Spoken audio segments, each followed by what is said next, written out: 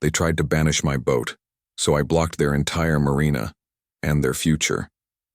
One old sailboat, and a plan so bold, so quietly devastating, it nearly turned my peaceful lakeside home into a playground for real estate greed. But they made one mistake. They tried to erase my father's legacy, so I fenced off the only access point to their prized marina, the one they didn't know I legally owned. HOA president's fundraiser collapsed, her husband's shady land grab exposed, and the whole neighborhood about to find out what happens when you push the wrong man too far. If you're watching this from Oregon, drop a comment below. I'd love to know how many of you have dealt with overzealous HOAs like mine.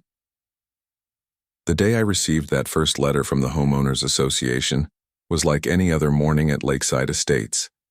Peaceful, quiet, the gentle lapping of Green Lake's waters against the shoreline behind my property.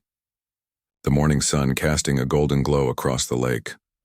I sat with a fresh cup of coffee, watching a pair of ospreys circle above, scanning the surface for their breakfast. Looking back now, that was the calm before the storm. It's amazing how quickly things change when someone with too much power decides you no longer fit their vision. Since my ordeal, I've heard countless stories from others. Stories of petty tyrants and quiet abuse of authority, of homeowners blindsided by rules they never agreed to enforce. 3 years ago, after finalizing my divorce, I bought this lakefront home for a fresh start. 15 years of marriage had left me adrift, emotionally, mentally, even spiritually. When I found this property, a modest 2-story craftsman with cedar siding and a wraparound porch, something inside me settled. It wasn't just the house. It was what lay beyond. The view, the water, the peace. Direct access to Green Lake, and a small private dock, where I kept the Wanderer, my father's old sailboat. Dad taught me to sail on that boat when I was just 10 years old, his calm hands guiding mine on the tiller, his voice explaining how to read the wind, how to listen to the water. After he passed away suddenly 5 years ago, the Wanderer became more than a boat. It became a memory, a legacy, a connection I couldn't let go. The 30-year-old sloop wasn't flashy, but I maintained her like she was a museum piece. Weekends were spent sanding teak trim, polishing brass until it gleamed. Lakeside Estates seemed perfect. Built in the late 1980s, 75 homes arranged in a horseshoe around the lake's edge. 25 had direct lake access, including mine. My neighbors were mostly kind. Bob Martinez, 2 doors down, retired military, mid-60s, always with a sharp haircut and a sharper sense of humor. Then there was Grace Whitmore, a real estate attorney who owned the lot next to mine. Smart, sharp, reliable, the kind of person you're lucky to have in your corner. We'd all gather at the marina on weekends, barbecues, sailing outings, sharing food and stories. The marina itself was the community's pride, a U-shaped dock with 12 slips, a big pavilion, and a wide deck where folks gathered throughout the year. It was accessed by a narrow strip of land, a curve of dirt path and grass. That, as I would later discover, held more power than anyone knew. Everything changed 6 months ago. When Anna Sinclair became HOA president, I hadn't followed the election. I work remotely as a marine engineering consultant, mostly keeping to myself. The previous president, Walter, was quiet and fair. Anna? She ran on a campaign of elevating property values and modernizing community standards. At the time, those words felt harmless. They weren't. That April morning, I found the notice folded in my mailbox, cream-colored letterhead with the Lakeside Estates logo embossed in gold. It read, "Your vessel violates the aesthetic standards for watercraft. Remove it within 30 days or face a $100 day fine." I was stunned. There had never been aesthetic standards for boats in any of the HOA documentation. The Wanderer was in pristine condition, better maintained than half the boats on the lake. I walked, the stone path from my porch to the dock, the crunch of pine needles beneath my feet, and stood there looking at her, A 26-foot Pearson sloop, deep blue hull, honey-colored teak trim, elegant, classic, timeless. Dad bought her secondhand in '92 and restored her with care and love. There was nothing about her that looked neglected. Nothing that violated even the strictest guidelines. But 3 docks down, a speedboat with peeling paint and a torn tarp sat untouched. 5 docks the other way. A pontoon boat that hadn't moved in a year, covered in bird droppings, its faded aluminum cracking from the sun. I made a few calls. No one else had received violations, only me. The pattern became clear. Anna Sinclair was selectively enforcing rules, some that didn't even exist. But why me? I'd never had more than a polite hello with Anna at a few events. No bad blood. No reason for this. I planned to attend that evening's HOA meeting, not knowing then that my father's boat would ignite the kind of war this neighborhood had never seen. The community center was packed that night. Word had spread. Tensions were high. A proposed 20% dues increase. New landscaping rules. I sat near the back nodding to Bob. Grace slipped into the seat beside me, her leather portfolio in hand. She was already looking into the legality of the notice. Anna Sinclair sat at the front table, perfect posture, silver blonde hair in a tight bun, a diamond bracelet flashing in the overhead lights. To her right, Douglas Hayes, HOA vice president, and a realtor whose listings just happened to benefit from Anna's improvements. Anna tapped her gavel. Let's call this meeting to order. She moved through the agenda with cold precision, deflecting objections, pushing votes quickly before anyone could fully debate. Only Linda Harrison, the secretary, seemed to raise a brow at the procedural irregularities. After nearly 2 hours, Anna opened the floor to new business. I raised my hand. Her eyes narrowed, but she nodded. I received a notice stating that my boat violates the aesthetic standards, I said calmly.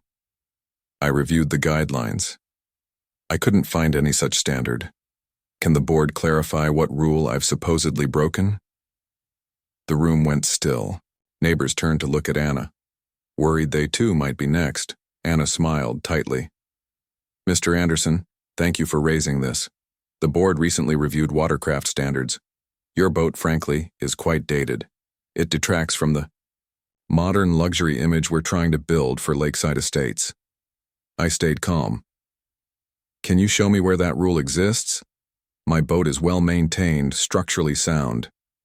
There are boats in much worse shape that haven't been cited. Douglas Hayes interjected, his tone smug.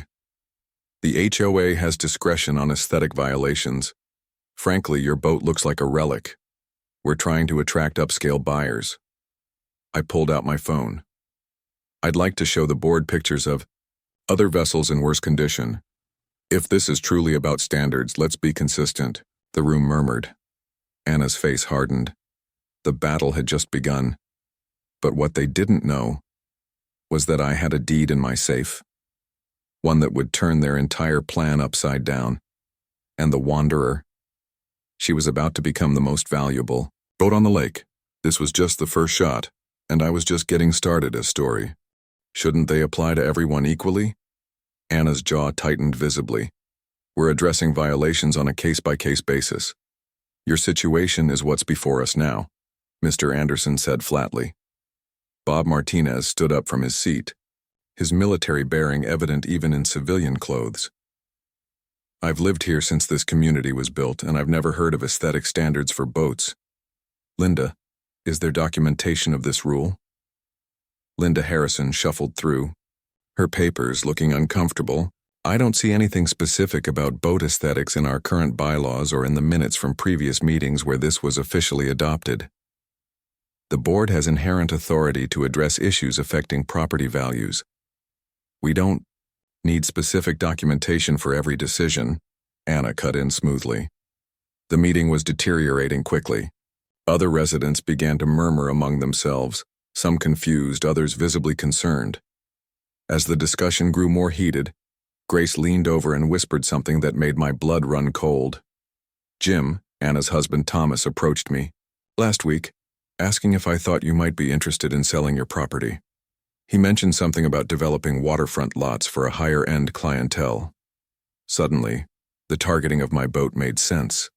It wasn't about the wanderer at all. It was about forcing me out so Thomas Sinclair could get his hands on my land. Anna's voice snapped me out of my thoughts. The board's decision stands. You have 30 days to remove the boat from your property, or you'll face a fine of $100 per day. This matter is closed. She tapped her gavel with finality and moved on to the next agenda item. I walked out of that meeting with my mind racing and a slow burn of anger building inside me. This wasn't about arbitrary rules anymore. This was a calculated attempt to drive me out of my home. As I pulled into my driveway that evening, the lights from my house reflected on the lake's surface, creating a path of golden ripples that led to the silhouette of the wanderer, gently rocking at my dock. I went inside and poured myself a drink, trying to sort through my options. That's when I remembered the property surveys and documents from when I purchased the house. I dug through my home office until I found the drawer containing all my property records. As I spread the documents across my desk, a detail on one of the older property maps caught my eye, something I hadn't paid attention to before. A small discrepancy in the property lines that Anna Sinclair had probably never considered. The morning light streaming through my office window illuminated the property documents scattered across my desk. I had been up half the night studying the surveys, deed records, and original development plans for Lakeside Estates. What I discovered was astounding. According to the original survey and property description, my land extended farther along the shoreline than I had realized. The small neck of land that connected the neighborhood's main walking path to the community marina actually fell within my property boundaries. I double-checked the measurements and compared them with current county records. There it was, in black and white. A surveying error made years ago had never been corrected. Legally, I owned not just my house and dock, but the only access point to the marina that the HOA prized so highly. I called Grace immediately, hoping her expertise in real estate law could either confirm my discovery or tell me if I was missing something. She arrived an hour later, her expression shifting from skepticism to surprise as she reviewed the documents. "This is remarkable, Jim," she said, pushing her glasses up on her nose. "Based on these surveys and the legal description in your deed, you do own this section of land. The HOA has been using it all these years without a formal easement agreement." She flipped through more pages, her brow furrowed in concentration. "There's no record that the previous owner ever granted permission for this use, at least not in writing. Legally speaking, the HOA has been trespassing on your property." I leaned back in my chair, processing this information. "So, I could actually prevent access to the marina if I wanted to?" Grace nodded slowly. "Technically, yes. But that would be a nuclear option, Jim. It would affect everyone in the community, not just Anna." I understood her concern, but part of me couldn't help but see this as the perfect leverage. What if I pursued this legally? Not to shut down access permanently, but to establish my rights. Grace considered this. "We could file for a declaratory judgment to formally establish your ownership. Once that's done, you could negotiate an easement agreement with the HOA on your terms." As we discussed the possibilities, my phone buzzed with a text. It was a photo from Bob, showing a second notice left at my door. This one carried more threatening language about enforcement actions if I didn't comply with the boat removal order. It mentioned potential liens against my property, daily compounding fines, and even the possibility of the HOA hiring contractors to remediate the violation at my expense.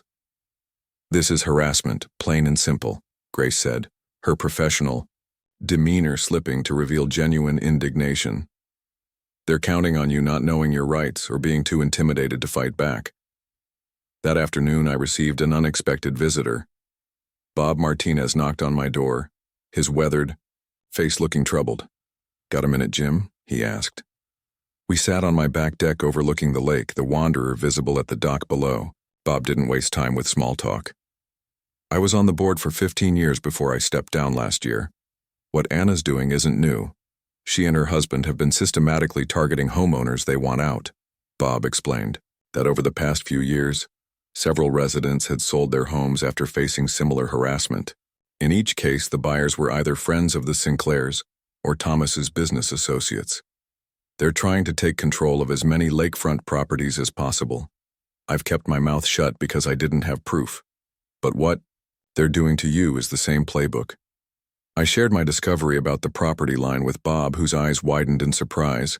That would explain why they've been so keen on controlling that strip of land. They've spent HOA funds to maintain it specifically, even though other common areas get neglected.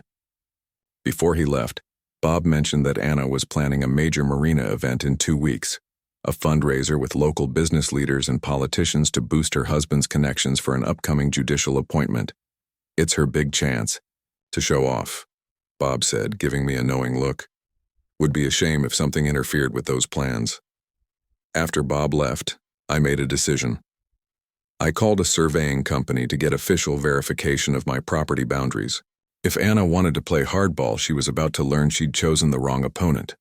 3 days later, I had confirmation. The surveyor, Eleanor, a meticulous woman with over 20 years' experience, confirmed exactly what I'd suspected.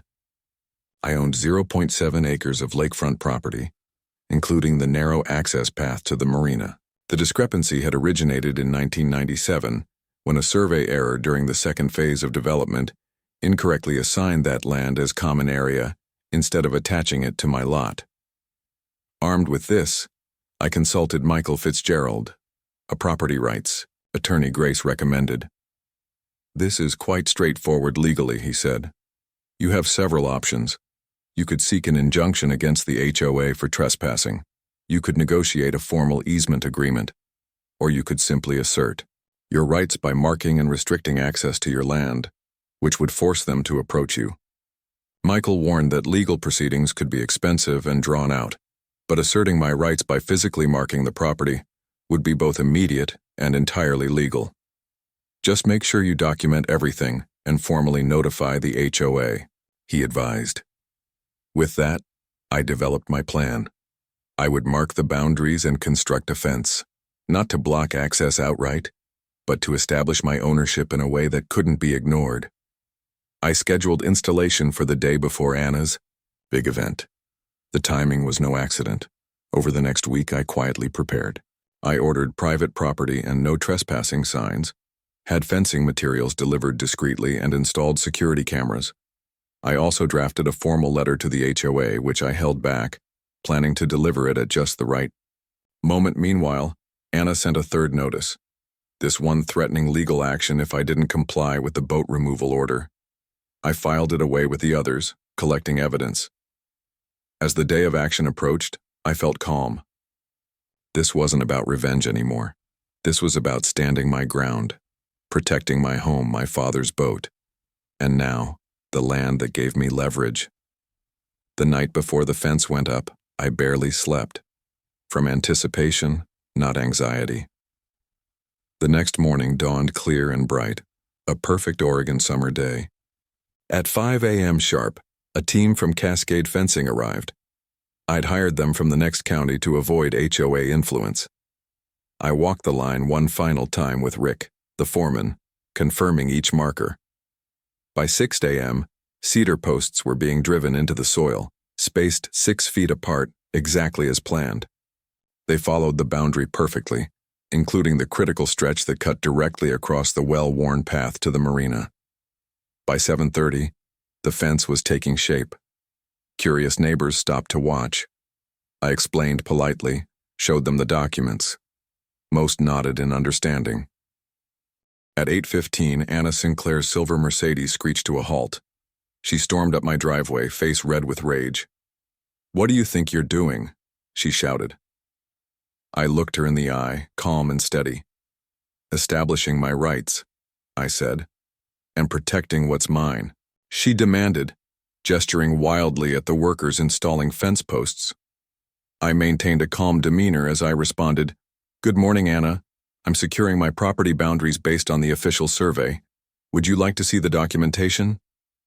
I held out the surveyor's report, which she ignored. "You can't put up a fence here. This is a community access point to the marina," she snapped, her voice rising. "Actually," I replied evenly, "this is my private property, as confirmed by the county records and this recent survey. The HOA has been using it without permission or a legal easement." Anna's face paled slightly as the implications set in. "This is ridiculous. You're just doing this because of the boat notice." I shook my head. "This isn't about the boat, Anna. This is about property rights. When I discovered I owned this land, I decided it was time to properly mark and secure it. As a homeowner, that's my right." Anna pulled out her phone. "I'm calling the police. This is vandalism of community property." I smiled slightly. "Please do. I've already spoken with them about my plans to secure my private property. They're aware of the situation." Sure enough, when a police cruiser arrived 30 minutes later in response to Anna's call, the officer reviewed my documentation and confirmed that I had every right to build the fence.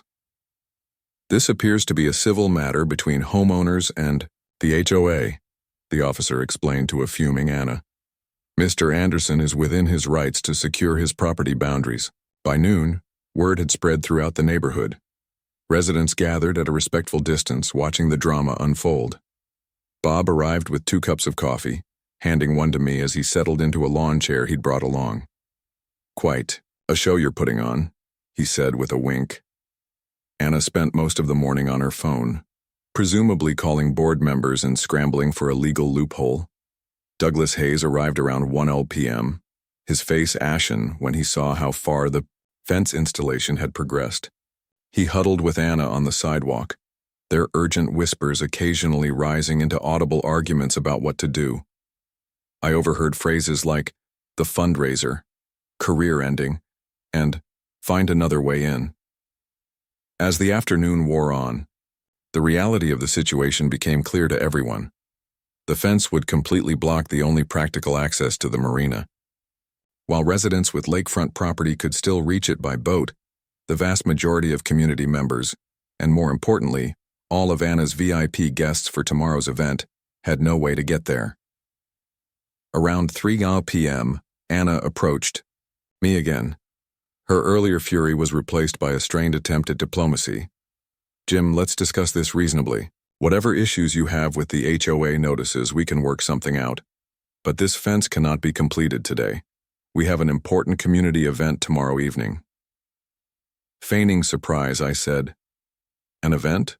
I wasn't aware. I don't believe I received an invitation." Anna's forced smile tightened. "It's a fundraiser for the community. Very important people will be attending. Surely you don't want to be responsible for ruining a charitable event?" I considered her words. "That does sound important. Perhaps we should discuss the terms under which I might consider granting the HOA an easement to cross my property."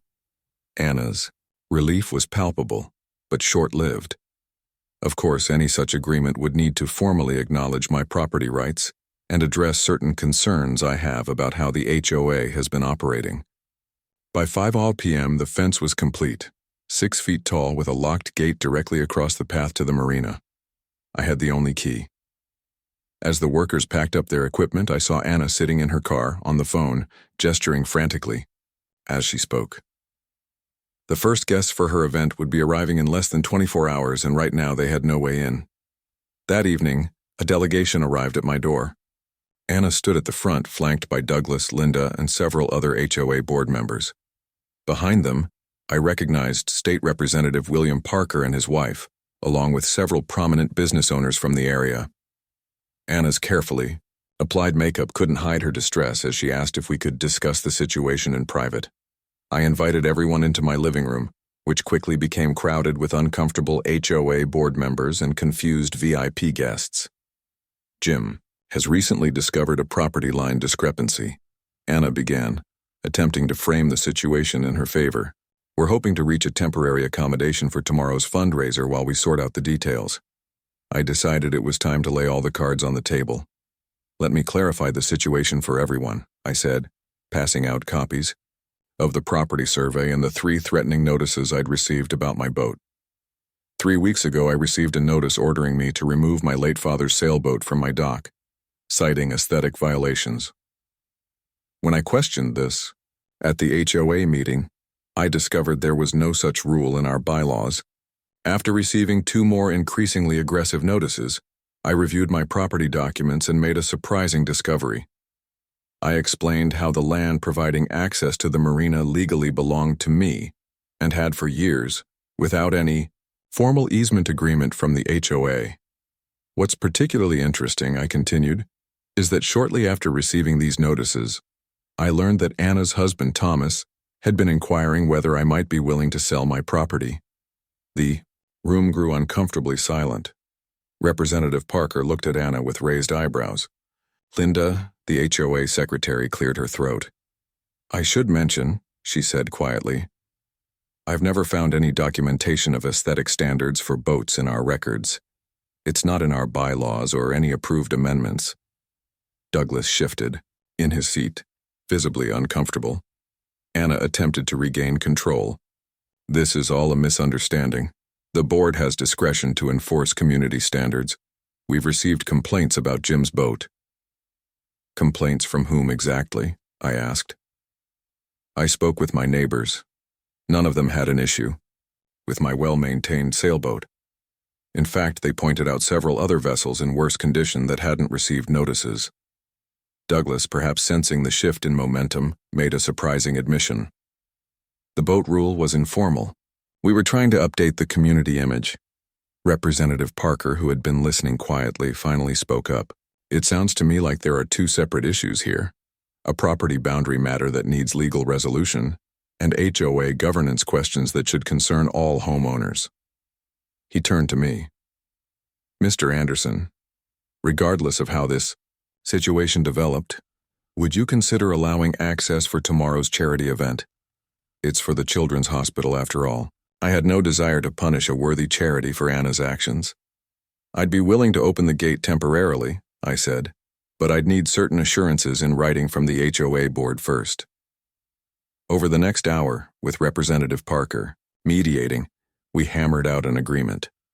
The HOA would formally acknowledge my property rights and agree to negotiate a proper easement within 30 days. All notices regarding my boat would be rescinded, and a special board meeting would be called to review HOA governance. Anna sat silently through most of it, her earlier confidence replaced by barely contained fury. By the time everyone left, I had a signed document from the HOA board and a symbolic key ceremony planned for the following afternoon, where I would unlock the gate for the charity event. As I closed the door behind the last guest, my phone buzzed with a message from an unknown number. "We should talk. I have information about the Sinclairs you need to hear.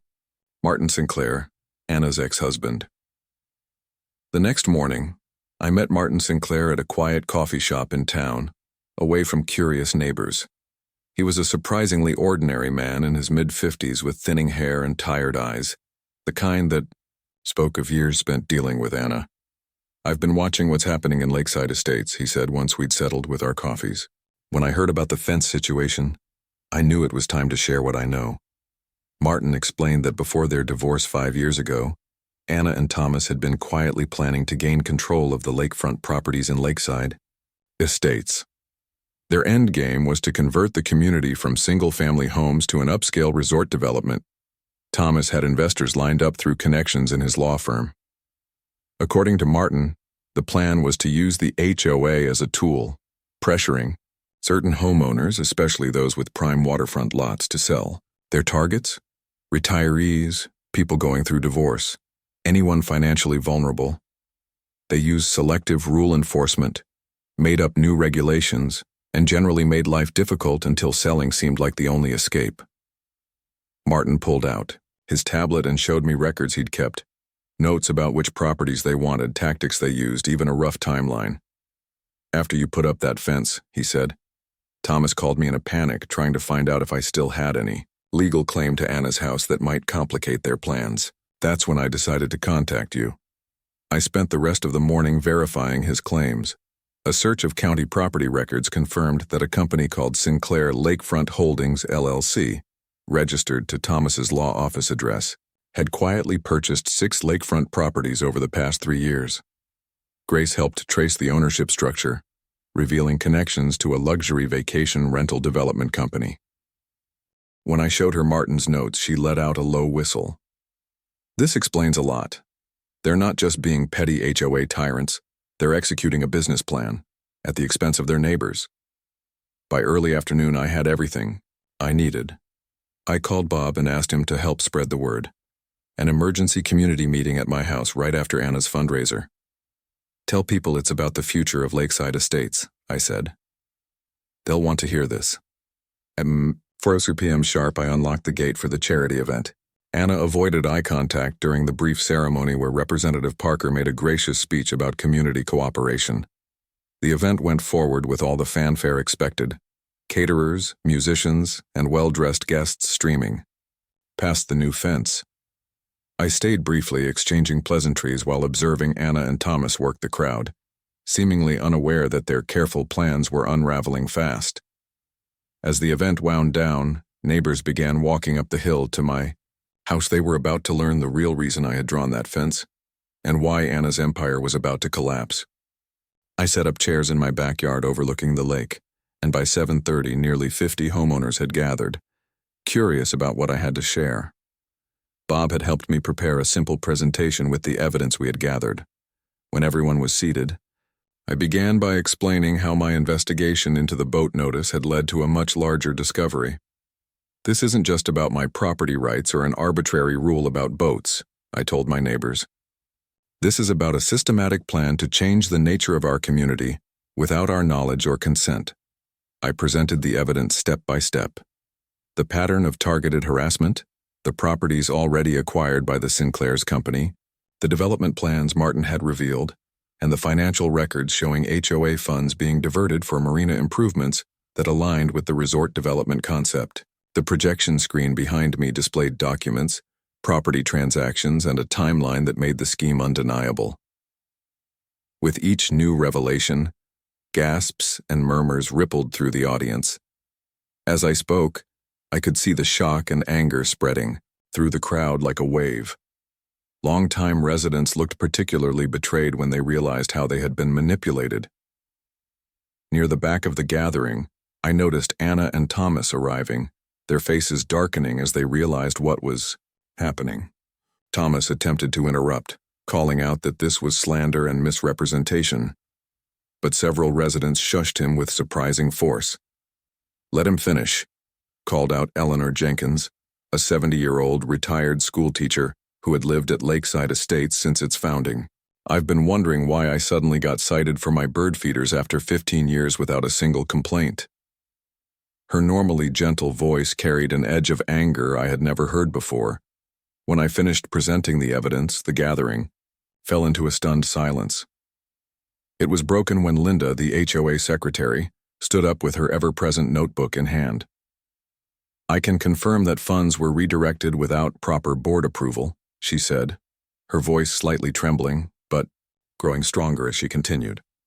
"I've documented several instances where Anna made decisions without consulting the full board. Last month alone, $22,000 was transferred from our reserve fund to what was labeled as Marina Enhancement Planning.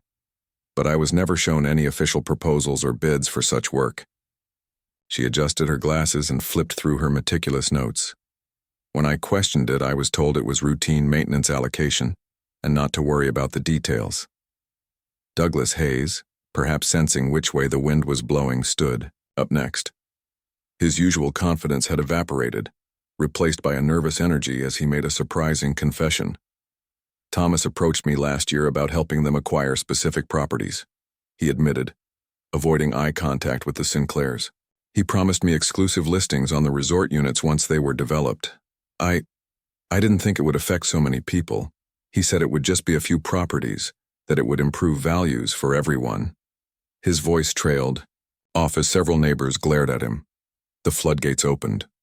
One by one, neighbors stood to share their experiences.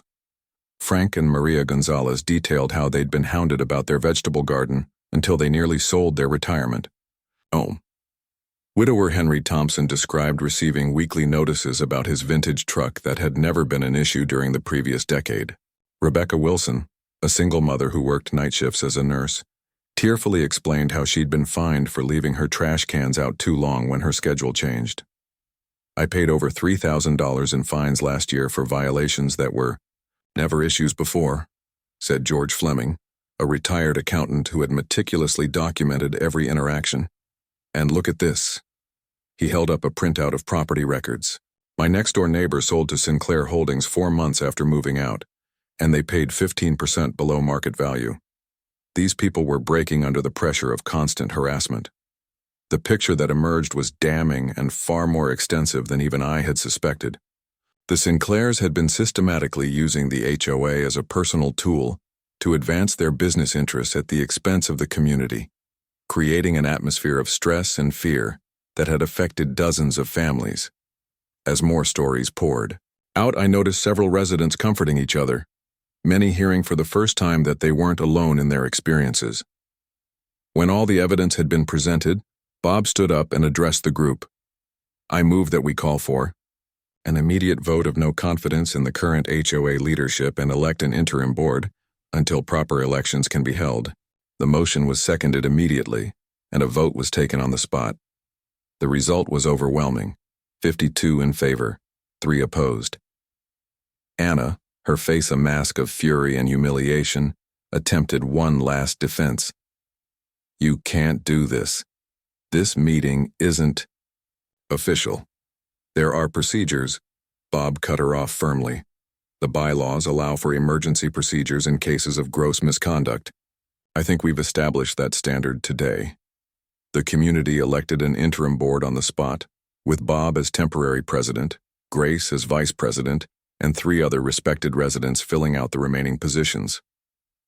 Their first official act was to rescind all pending violation notices issued under Anna's leadership and to initiate an audit of the HOA finances. Their second act was to begin negotiation of a formal easement agreement with me for access to the marina, one that would protect both my property rights and the community's interests. As the meeting dispersed, neighbors stopped to thank me for bringing the truth to light.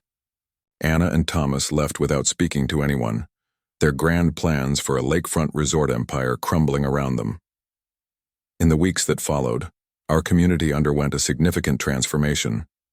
The interim board, under Bob's leadership, revised the HOA bylaws to prevent future abuses of power, requiring transparent decision-making and homeowner approval for major changes. My property boundary was formally acknowledged, and I granted an easement to the HOA for marina access in exchange for a nominal annual fee and permanent protection for the wanderer's place at my dock. An independent audit revealed that Anna had diverted nearly $50,000 of HOA funds for purposes related to the development plan.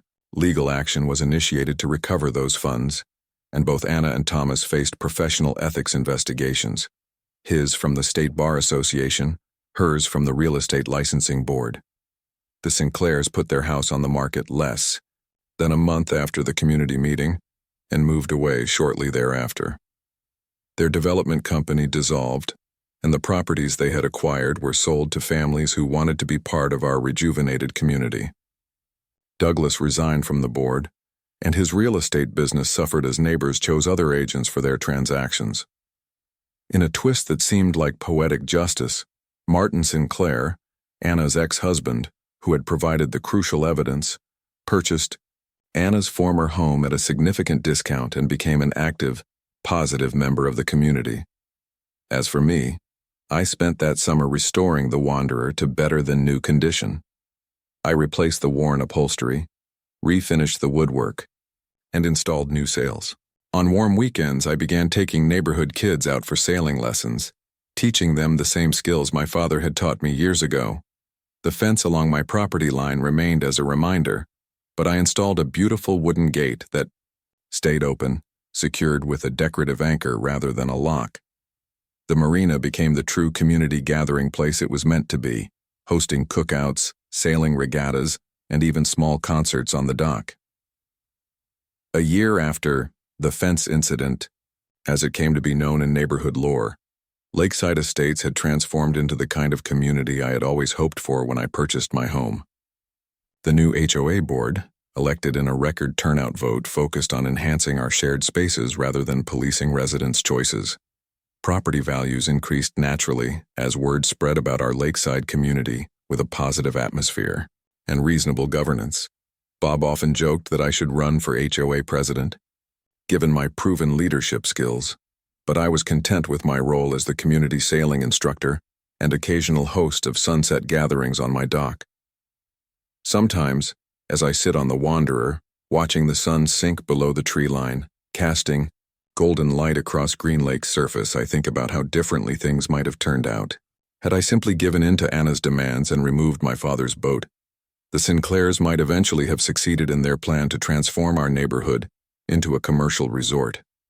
Instead, my stubborn refusal to part with a family heirloom led to the preservation of an entire community. Sometimes an old boat isn't just a vessel for traveling across water.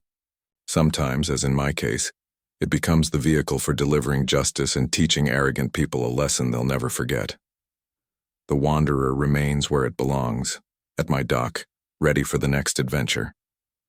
A symbol of standing up for what's right, even when the odds seem stacked against you. If there's one lesson I've learned from this experience, it's that knowing your rights and being willing to defend them calmly but firmly can make all the difference. Bullies, like Anna Sinclair, count on people giving in rather than fighting back. They use intimidation, selective enforcement, and the appearance of authority to get their way.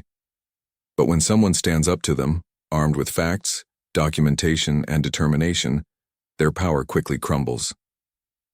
My father taught me that on the water and in life, it's not the size of the boat that matters, but the skill and courage of the person at the helm. I'd like to think he'd be proud of how I navigated these troubled waters, not just preserving his beloved Wanderer, but creating a wake of positive change that rippled throughout our entire community.